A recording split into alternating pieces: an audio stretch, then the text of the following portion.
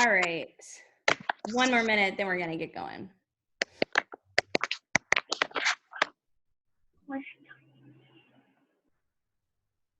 How do I mute myself? We can mute you. Okay, if you need to mute me, because I don't know what noises you can hear going on. I thought I could mute you. I could mute you yesterday. Oh, because I'm logged in as me. Ann Tyler's the boss. She gets to mute people. Okay. If we're distracting, mute us. It's usually only if people are in the same room as somebody else with the mic, because then it reverbs, but it's okay right now. Okay. All right, let's go ahead and get going. Guys, thank you so much for joining us today for Coffee and COVID. For those of you who don't know me, my name is Ann Tyler Pollock, and I'm the Assistant Director at the Farmville Area Chamber of Commerce. And I'm so excited because we have two special guests with us today from the Farmers Cooperative. We have Sam Goyne and Casey Meadows, and they're going to talk about the state of the agricultural industry. So Sam and Casey, thank you so much for joining us today. Thanks for having us. If you guys want to introduce yourselves and then just talk a little bit about what you do or what your role is at the co-op or whatever you'd like to say, and then we'll kind of go into questions. Feel free to take it away. You want to go first, Casey? Sure. I'm Casey Meadows. I have a horse farm in Farmville. We take care of 25 horses there and do some retired horses and lessons and college stuff. So for the co-op, I'm their equine specialist, you could say, and my role is really a connection for our horse customers to have that horse person connection to the co-op. Normally I'm out visiting farms and seeing people and checking in and finding new business, but I've been working from home a lot with my right-hand man here. So today we're delivering shavings, as you can see. But that's kind of my role. I also try to work with our vendors, our feed companies, to sort of maximize programs that horse owners can use for things. So that's my role. All right, now I'm Sam Goyne. I'm the assistant manager here at Farmers Co-op. I've been in the ag retail business in some sort with Southern States for over 20 years. Been farming all my life, had beef cattle. So just that's basically, I've been in this business for a while. Awesome. Well, thank you so much, guys, again for being here. And I'll go ahead and start with a question that hopefully both of you can give me some information about. First, what is the state of the agricultural industry right now? Casey, we'd love to hear about the equestrian community, and Sam, we would love to hear about agriculture, produce, dairy, how things are looking, and are you seeing layoffs and furloughs? I'll let Sam go first, and then he can kick it to me. All right. As far as I would say right now, everybody's kind of on edge, if nothing else. The agriculture community, you've got the dairy farmers looking. Poultry is getting hit pretty hard right now too. I've heard some different things that some of them are being, when they take the flock out, they're not bringing it back in for another 45 to 60 days, which usually they probably run, I'd say 1 to 2 weeks. Beef cattle farmers are not getting good prices right now. Grain prices are down. I mean, it's not really looking great for the market altogether. But dairy prices have dropped. Even with everything, the demand is high right now, but things can't move, so that's causing some backups. Okay. Casey, you might want to talk about how it's affecting the whole equine industry. Yep. I will say for dairy, if people are interested in sort of the local dairy industry, Richlands does a really good job of communicating with the public and giving really nitty-gritty information on what they're facing and not facing. So they might be a good resource too, and we do work with them. They also make a really good milkshake. They do, yeah. And their drive-through is like rolling. Yep. So the horse industry is and Tyler, giantly impacted. Places that rely heavily on camp are really suffering. Most places do a camp in the summer, and that really budgets them for the rest of the year, and that's gone. So that's no good. lessons and horse shows are shut down, and that is again where people make most of their operating budget. So people are really nervous. We are set to open horse shows up June 1st nationally. So most local associations are looking for guidance from the United States Equestrian Federation and what their guidelines are going to be. So they just posted sort of their rollout plan, and they will post best practices as far as behavior at the horse show and like whatever other things they can help us with to stay safe. But I know a lot of trainers are really nervous to bring kids to a horse show because, again, and Tyler, you know, when you're bringing students to a horse show, you're fixing their hairnet, you're wiping their nose, you're buckling their collar. So from a business standpoint, it's necessary, but from a personal health standpoint, they're nervous about that. So tough. Definitely. So the big topic right now is milk dumping. And you mentioned Richland. We've seen them in the news and they've been on Facebook going live. I really didn't even understand what milk dumping was. I'm not sure that I still do. So can you guys talk a little bit about that, what that means, what that looks like for our area? Is Richland the only one that we're concerned about that with, or are there others? What's happening? As far as I can tell, talking to some different farmers and talking to other industry people, in this area, we haven't had any of the dairy farmers dump any milk. That is mostly right now out in the Midwest. The Midwest is more of a cheese production area, whereas the East Coast is the fluid milk. The reason why you're not seeing milk on the shelves there for a while and really hard to find is because the production plants were geared up. A lot of them were geared up for like Longwood College or different things like that, or the schools. You know, the schools buy the pints, colleges probably buy, or restaurants buy the 5-gallon plastic containers. It looks like it's an inflatable bag basically of milk, and they can't just at a flip of a switch, or some of them can't even switch it at all to any other size than what they're making. So then the demand picked up at the grocery store because everybody's kids at home. So they're buying milk in 1-gallon containers, and those places can only make but so much milk. So right now there's not a problem as far as on the East Coast. As far as the cheese production, they're running into problems. You just take like a Golden Corral or a Ruby Tuesday or something like that has a big salad bar, how much cheese they go through in a day. You know, now they're not open, so things aren't going to, they're not buying that much, so they're having to dump.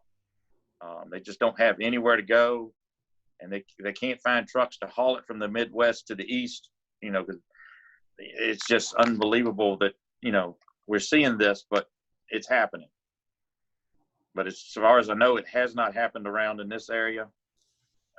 And most of the co-ops try to find somewhere, the dairy co-ops is what they sell to, the dairy farmers. They're working hard to find the source for the milk so it doesn't have to be dumped. And from what I understand from talking to a few of the farmers, it's not, say if Ann was in the dairy business and they told her, hey, we got to dump your load of milk. She doesn't take the whole brunt of it. The whole co-op together takes that brunt. Everybody gets a little bit smaller check instead of Ann getting a zero check. So they still not making much money, but at least they're getting something. So they kind of protect them being in a co-op like that. So what does it actually mean to dump milk? Like, are you still milking the cows and then you just go pour it in the yard, or like what does that actually look like? That's what they're literally doing. Just like that. When they start milking, there's no off button. It's not like an engine where you can idle it back down. When they start producing milk, it's wide open and they're going. And yes, literally they're dumping it down the drains, dumping it in yard or fields out there in the Midwest or whatever. I mean, they're literally dumping it. That's so interesting. And encouraging to hear that the dairy farmers are able to share that load a little bit and not just hit one at a time just because they came up. Thanks for that. Wouldn't it be nice if we could do that for horse people? Yeah, seriously. All right, next question. So we all know it's expensive to feed animals. Have you, during this time, seen farmers have to change the way they're taking care of their animals, or should we be concerned with feed availability now or in the upcoming few months? As far as feed changing, some of them, luckily we're going into it's springtime, so they've got some grass growing. So the beef farmers are actually, if it's hidden right now, if it was dead of winter, they'd be in trouble with the prices they're getting for the cattle. But they're able to maybe, take them off of some feed and more grass and all, because they've got that available out there now. So it just naturally cuts back this time of year. As far as the cattle, the dairy, they don't get a break. It's 24/7, 365. They have to feed those dairy cows. Okay. There's no other, they don't have any choice in the matter. It's feeding all the time. As far as shortages of product, feed you're talking about, is that what you're talking about, Ann? The feed, Yeah, do like, you think we're gonna have to worry about, like, am I gonna be able to get my Triple Crown Senior? Do I need to worry about that? Should I stock up now, or I don't know, with the animal? I'm seeing right now it's not as bad as it was about a month ago on Okay. feed supply. It's still tight. A lot of it's because the ingredients. There was with the ethanol plants shutting down because of it started before the COVID hit with the oil prices. Russia and Egypt are getting into this war over how low they can go, and then the COVID drove it even further. So the ethanol plants have shut down. Well, pretty much, I'd say at least 75% of every dairy farm that had a feed custom made had a byproduct of the ethanol industry in it, and it's like a 30% protein. So it all disappeared overnight. So that put a tremendous pressure on the supply line, because then everything else has got to take it, and it's just not there. So that got things tight. It made the prices go up. We're seeing some, and you will see some spotty outages. I will say we're not. It's. I guess the easiest way to say it is it's probably some of the odds and ends feeds that sell real short. You only sell a small amount compared to like a Triple Crown Senior. I haven't seen any problems with that. But like you take a feed that's a slow mover may be out simply because, one, I'd run out because I sell 2 bags a month, and that person bought them the first day of the month because they had the money, and now somebody else wants it. So it might be a week or so before I get it in, just simply because, people are changing around, doing different things. And then I would expect at times some spotty outages on some feeds. And it's just going to, but we've got other feeds that can take its place. So, and Casey, I think you want to talk about, the horse, and, horses can switch around a little bit. You don't want to go crazy, but. Right. Yeah, that's a good point. I mean, like if Senior ran out for a week and you needed a bag, there's some things that you could match it up with pretty easily. We don't foresee Sam, I don't know, you can pipe in on this, but I don't think that some of the steady horse feeds are so much worrisome as the commodity stuff that he was talking about that it all relies on the supply chain. But we have worked with some customers that might have, 40 lesson horses that are doing nothing. So their calorie needs, their dietary needs have changed, which has helped the farmer or the horse owner kind of dial down that budget a little bit right now. So we do work with customers to make sure that they have a healthy feed ration, but it may not be the same one that it was when the horses were working once or twice every day. So we've tried to be available to juggle those things and keep people's pocketbook and the horse's health in mind too. Awesome. So for those of us who are not in the farming industry and just have regular house pets, dogs and cats, does the Farmers Cooperative offer just regular run-of-the-mill dog and cat food? Like if I'm purchasing my dog food on a regular basis on Chewy.com, can I come there instead and get my Purina dog food? Yes. Yeah, yes, we carry other dog food, cat food. I will put this stipulation right now. Dog and cat food are very tight supply. Why is that? Because of Why? well, demand is so high right now. I mean, they're finding out, everybody fusses about the grocery stores being short. Well, they usually have a computer system, and I've got a computer system that, I look at it a little more, but they're probably all on autopilot where it says order 20 steaks this week because it's the first of the month. Well, now every day is the first of the month, just about the way they're looking at it now, because it's just everybody's buying all the time. There's no rhyme or reason. And with pet food, the double-edged sword is that they use a lot of byproducts from the meat plants. And with the meat plants shutting down, okay, that's causing a real disruption in the food, in that chain, supply chain. So that's something that people are going to have to keep in mind, that you may have to move around on your dog food, because some of those dog foods are hard to find. that's interesting. I hadn't thought about it that far back, but it makes sense. And you guys seem pretty well versed, though, in being able to help a customer decide how to move around. So that, because I would assume that just like a horse, I can't just switch up their dog food every week, or they'd probably get sick. So you guys would be able to help somebody kind of figure out what would be the closest thing and how to kind of wean them through it. Yes, and we also have the advantage. Each company has a person for me, so I definitely don't know all the answers, but I can easily pick up the phone and call the company's person that is involved with that brand or that species and say, hey, I've got this dog. He's got a little bit of a sensitive stomach. He also gets some allergies on his skin, and they can dial me in a little closer. And then most of the companies know that it's also the people that they're making happy. So sometimes for one dog or cat or horse, there could be 10 different options, because they know that pet and horse owners want what they want to. So they find what's right for the animal, and then they try to give you some choices, usually. They're their children too. Last week, I don't know if you guys tuned in, we had the health director on last week, and it was right about the same time that all of the stuff about the East Coast chicken plants came out, about how the workers were getting sick and they were seeing outbreaks there. The health director shared with us that 6 weeks ago, we didn't think dogs could get it. And the day before our call last week, he said a dog had gotten it the day before. And so everything we thought we knew, we didn't know.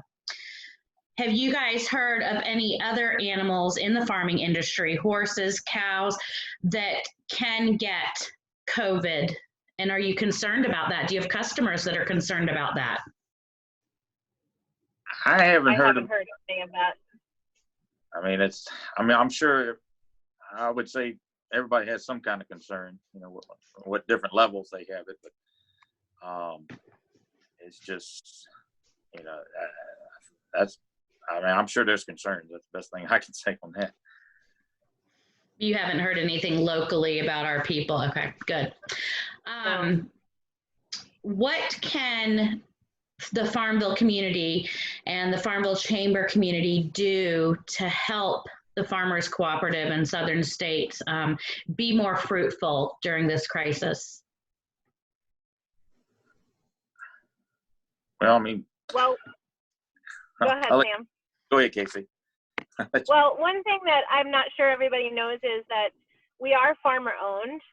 So it's not a big box store. It is run by a board of directors, and it is owned by the farmers that are patrons and producing members of Farmers Cooperative. So anyone can be a customer, and those that are in agriculture producing are the operating members of Farmers Cooperative. So as Farmers Cooperative grows, that grows all of our farmers' businesses as well. So just by being a customer, and say you get a Chewy delivery every month, since I've been working at home, I've been adding things to the website. People will send me screenshots, they'll send me a list, they'll send me whatever they normally buy somewhere, and we've been custom adding that to the website, so they can go online, they can order it, they can select pickup, they just roll around my name is Ann Tyler Pollock. Oh, here's your, they load you right up.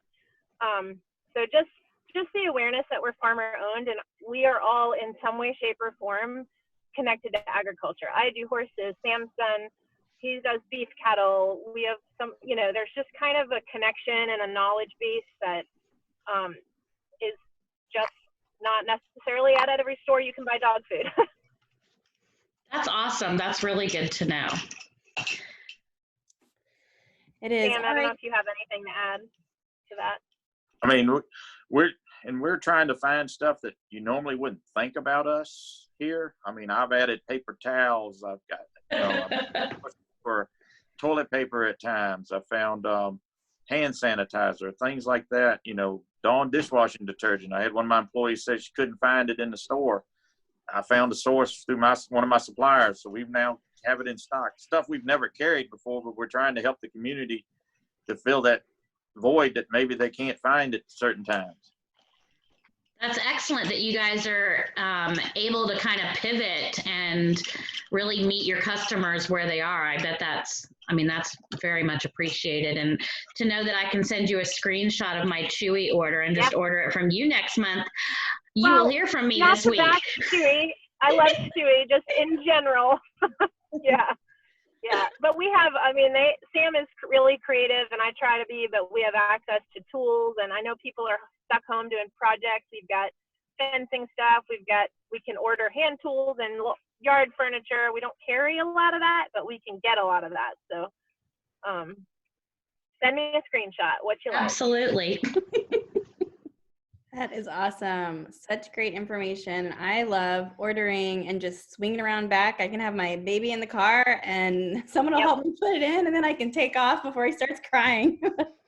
So, yeah. So to that point, we did run into an issue this week. We didn't get the chance to really talk to a customer that came up with her children. She got upset and left because the board had voted on some safety measures for customers, for staff, trying to stay in line with our liberties as humans, but also with this going on. So at the moment, we're doing 5 people. Is that right, Sam, in the store? Yes, 5 at a time. We're not letting people bring children or pets in. We're trying to. But we'll shop for you. We can do it online. The people at the associates at the store are amazing. They're working their butts off to handle all of this. They'll bring it out. Is this what you let? Okay, hold on. It's not this one. Let me go check and see if the other one's there. So we're trying really hard to accommodate, and we understand that. I obviously go everywhere with my kid right now because there's no school. So I'm very sensitive to the fact that there are places that do not allow children in, but we will try to overcome that hurdle if you let us. Can you guys make a note to send me your new guidelines, because that's something that we can definitely publicize for you. Okay. Sure. And if you have any other changes or updates that you want us to share with the larger community, when we put this video in our newsletter Friday, we can put that information in there too, just so, just another way to get the word out so people aren't shocked when they get there. But yeah. Yep. I will say just on the note to how to support the co-op, supporting our customers helps support us. So, if you have a child that might think about horseback riding, find somebody local like GLC that has a camp that maybe if they open, or I am sure that there's going to be camps at like maybe a winter vacation camp, something to compensate for the fact that they did not get to do it now. So keep an eye out for that. And, they're going to try to be really creative. We're going to try to help them as much as we can, but, supporting our customers supports the co-op. Absolutely. Absolutely. Awesome. All right, everybody who's watching, I think Joy and Joni, do you have any questions while we have these two on? I did find it interesting how people are shopping there. So are you saying we should go online to the Farmers Co-op if we want to shop there? Sure. So that's how to do it. Yes. It is a new website, so definitely shop around. My email is kcmeadows15 @gmail.com. You're welcome to share that. So it is new. We are working on the navigation and we're adding things every day. So if people have a suggestion or they're looking for something, they can't find it, they can send me an email. They can call the store. The store's so busy trying to do all this other stuff. I'm trying to do as much as I can at home to sort of ease that. But the website is www.farmerscoopfarmville.com. Okay, great. I don't know, Sam, do you have any other ideas for people to take a peek? That's probably the easiest way, and you can place your order We're there. gonna have a party when this is over. We're gonna have a store party, just Yes. so. And I just want I'm very proud of my employees, the guys in the Yes. front, women in the women in the front, the guys that work the warehouse, all of them. They're putting in tremendous hours. KC's doing all this behind the scenes. They're doing the best they can with the situation we've got. I know some people don't like the situation, but we're trying. My goal is to keep my employees safe, and so far, knock on wood, nobody's gotten sick, and that's my whole goal. Whether we sell anything or not, is to keep my employees safe as possible. Thank you. Absolutely. It's good to have a supervisor that is concerned with the employees, and, you know, the business is second, but families first. Joni, did you have a question? I don't have a question. I would just like to say that we use the co-op, and through all this transitions, they've been awesome. Whether it was trying to get stuff for the animals or seed or food plots or whatever, they've been amazing. So, and as Casey's mentioned, some of the other stuff that they've had going on, just very easy to work with, very low stress and very safe. So it's appreciated. Thank you. Thank you. Wonderful, wonderful. Well, we appreciate you guys participating today, and we did have a small group, so we're recording this and we're gonna share it. We'll share it on social media, and we'll also put it in our newsletter for Friday.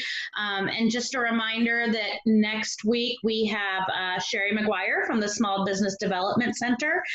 She'll be and actually we'll be doing it on Monday. I get these wrong every time, and Ann Tyler has to fix me. Monday at noon, because it's our regular membership lunch day.